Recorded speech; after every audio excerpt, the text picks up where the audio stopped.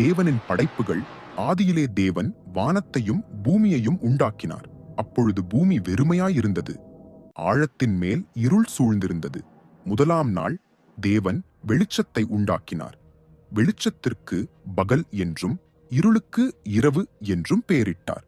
இரண்டாம் நாள் தேவன் ஆகாய விரிவை உண்டாக்கினார். ஆகாய விரிவுக்கு வானம் என்று பெயரிட்டார்.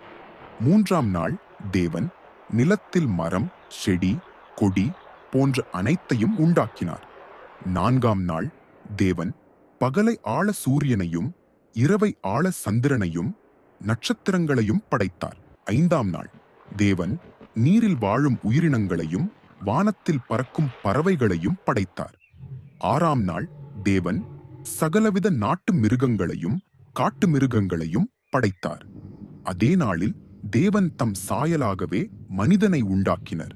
பின்பு மனிதனுக்கு துணையாக ஒரு மனுஷியையும் உண்டாக்கினார். மனிதனுக்கு ஆதாம் என்றும் மனுஷிக்கு ஏவாள் என்றும் பெயரிட்டார். இவ்வாறு இந்த உலகத்தை படைத்த தேவன் 7ஆம் நாளிலே ஓய்ந்திருந்தார். தேவன் 7ஆம் நாளை ஆசீர்வதித்து அதை பரிசுத்தமாக்கினார்.